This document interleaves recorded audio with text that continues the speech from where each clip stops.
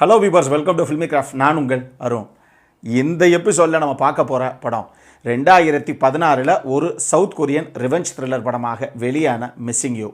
இப்போது இந்த படத்துடைய ஒன்லைன் ஸ்டோரி என்ன அப்படின்னு நம்ம பார்த்துடலாம். 15 வருஷத்துக்கு முன்னாடி தன்னுடைய அப்பாவை கொலை பண்ண ஒரு சைக்கோ சீரியல் கில்லர் இப்போ 15 வருஷம் கழித்து ரிலீஸ் ஆகி வெளியே வந்துட்டான் அப்படின்னு தெரிஞ்சுக்கிட்ட படத்துடைய கதாநாயகி அவனை போட்டு தரணும் அப்படிங்கிறதுக்காக களத்தில் இறங்குறாங்க. இறுதியாக இவங்க எடுத்த காரியத்தை வெற்றிகரமாக முடித்தாங்களா இல்லையா, இதுதான் இந்த படத்துடைய ஒன்லைன் ஸ்டோரியை. இப்போது இந்த படத்துடைய டீட்டெயில் ரிவ்யூக்கு போகலாம். முதல்ல இந்த படத்துடைய கதை என்ன அப்படின்னு நம்ம பார்த்துருவோம். படத்தில் நம்ம கதாநாயகியுடைய பேர் ஹீஜோ. இவங்களுடைய அப்பா சவுத் கொரியன் போலீஸ் டிபார்ட்மெண்ட்டில் ஒரு டிடெக்டிவாக இருக்கக்கூடிய நபர். அங்கே அப்பா கூடையே எப்பயுமே ஒரு பார்ட்னர் மாதிரி கூட இன்னொரு டிடெக்டிவாக வேலை பார்க்குற டேயங் அப்படின்னு சொல்லி இன்னொரு நபரும் இருக்கார். 2 பேரும் டிடெக்டிவாக அந்த போலீஸ் டிபார்ட்மெண்ட்டில் அந்த பிரான்ச்சில் வேலை பார்க்குறாங்க.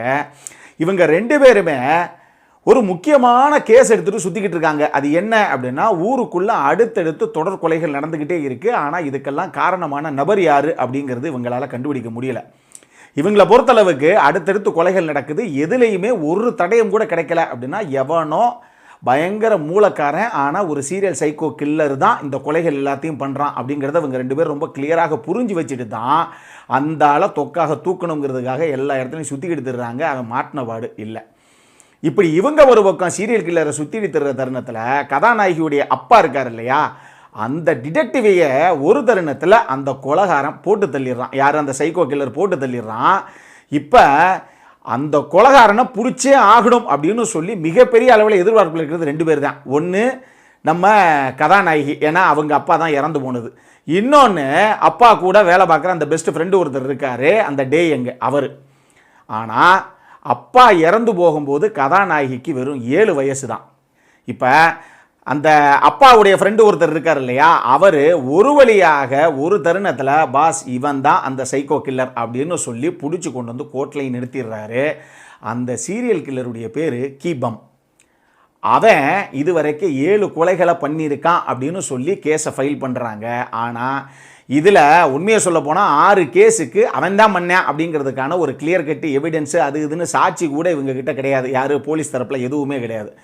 கோர்ட்டில் அந்த குற்றவாளி அங்கே கொண்டு வரப்படும் போது கடைசியாக ஜட்ஜை பொறுத்தளவுக்கு இங்கே பாருங்க 7 கேஸை ஃபைல் பண்ணியிருக்கீங்க, ஆனால் ஒரே ஒரு கேஸுக்கு தான், அதாவது கடைசியாக 7வது கேஸு அந்த சைக்கோ கில்லர் இருக்கானே அவனுடைய லவ்வரை அவன் கொடூரமாக கொலை செஞ்சிட்டான் அப்படிங்கிற ஒரு கேஸுக்கு தான் ஜஸ்ட்டு ஒரு விட்னஸ் இருக்குது.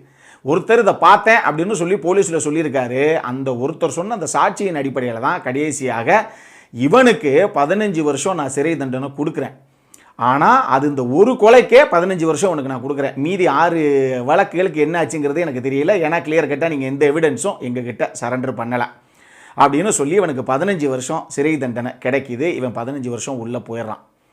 போயிட்டு 15 வருஷம் கழித்து நம்ம ஆள் வெளியே வர்றாப்புல ஜெயிலை விட்டு வந்ததுக்கப்புறம் இப்போ இவனை சும்மாவே விடக்கூடாதுங்க. இவ்வளவு பண்ணிவிட்டு இத்தனை பேருடைய உயிரை பறித்து குடும்பத்தை நிர்கதியாக்கிட்டு வெறும் 15 வருஷத்தில் சுகாசியம் வெளியே வந்துடுவானா, இவெல்லாம் சாகிற வரைக்கும் உள்ளே வச்சு செய்யணுங்க அப்படிங்கிற மிகப்பெரிய கோபத்தில் இருக்குது 2 பேர்.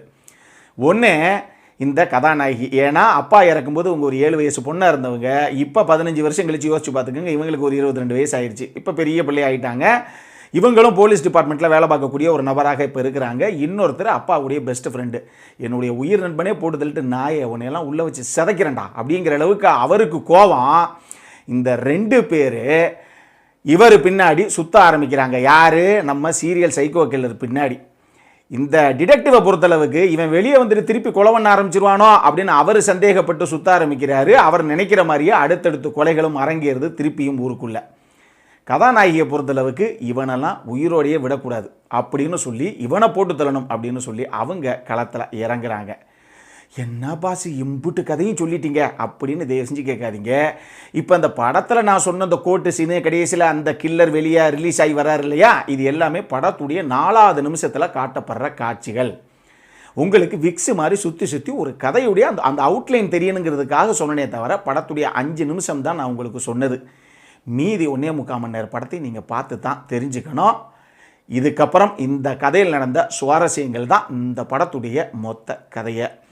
இப்போ இந்த படத்தை பொறுத்தளவுக்கு எனக்கு ரொம்ப ரொம்ப பிடிச்ச விஷயங்கள் என்ன அப்படின்னா டெஃபினட்டாக இதனுடைய ஸ்டோரியும் ஸ்க்ரீன் பிளேயும் தான். இந்த படத்துடைய முதல் சீன்ல இருந்து படத்துடைய கடைசி சீன் வரைக்கவே பரபரப்பாக சீட் எட்ஜில் ஆடியன்ஸை உட்கார வைக்க போகிற ஒரு படம் நான் அடித்து சொல்லுவேன். வேற லெவல் ஒரு ரிவெஞ்ச் த்ரில்லர் படம் இது. பொதுவாக இந்த மாதிரி கதைக்களங்கள், இந்த மாதிரி சீரியல், சைக்கோ கில்லர், இந்த மாதிரி நிறைய சப்ஜெக்ட் நம்ம பார்த்துட்டோம். அதுவும் சவுத் கொரியாவுக்கு இதுதான் வேலையான்னு வச்சுக்கோங்களேன். ஆனாலும் ஒரு தடவையும் அந்த கதையை ப்ரெசென்ட் பண்ணும்போது ஸ்க்ரீன் பிளேல வித்தியாசமான காட்சி அமைப்புகள் இதுவரைக்கும் நம்ம பார்க்காத பல சீன்ஸோடையே அவங்க ப்ரெசென்ட் பண்ணுறாங்கப்பா.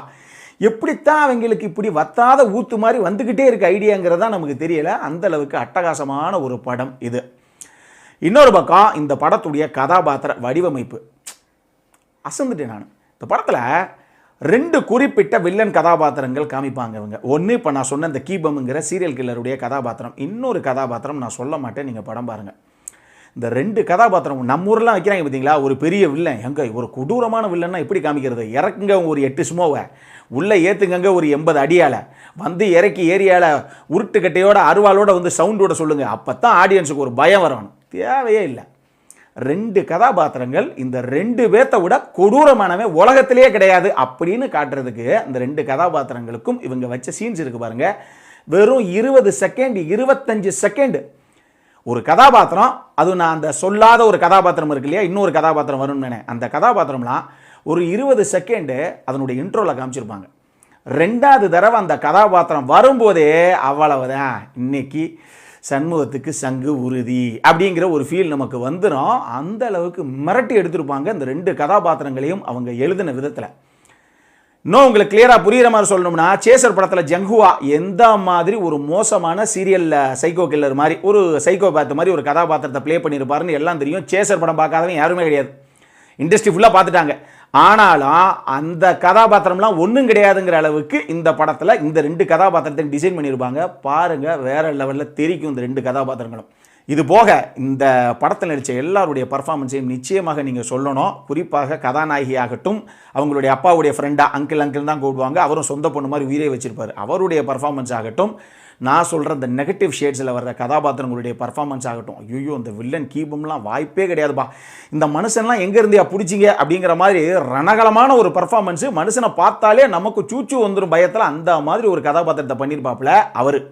எல்லாருடைய பர்ஃபார்மன்ஸுமே ஒரு டாப் நாச்சான பர்ஃபார்மன்ஸ் அப்படின்னு தான் சொல்லணும்.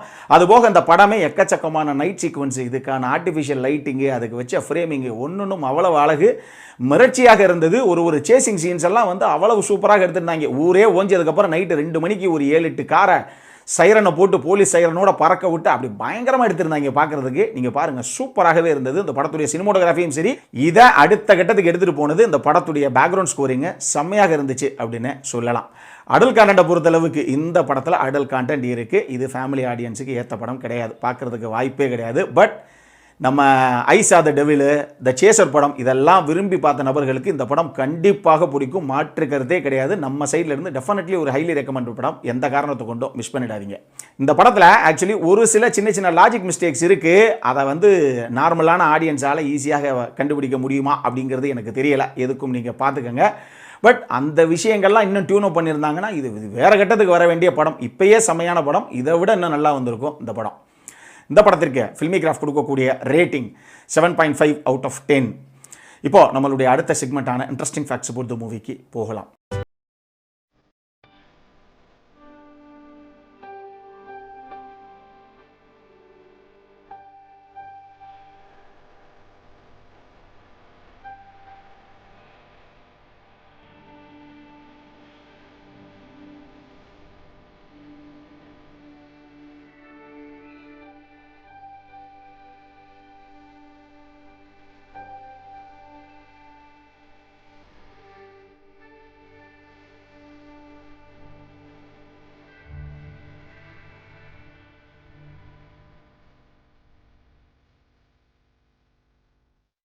இந்த வீடியோ பிடிச்சிருந்ததுன்னா லைக் பண்ணுங்கள், ரொம்ப பிடிச்சிருந்ததுன்னா உங்கள் ஃப்ரெண்ட்ஸ் எல்லாத்துக்கும் ஷேர் பண்ணுங்கள்.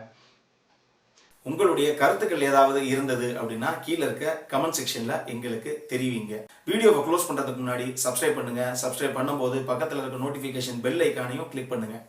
அப்போ தான் எங்களுடைய வீடியோஸ் எல்லாம் உங்களை ஆன் டைம் வந்து சேரும். இதே மாதிரி இன்னொரு வீடியோவோட அடுத்த முறை உங்களை சந்திக்கிற வரைக்கும் it is Arun signing off. By.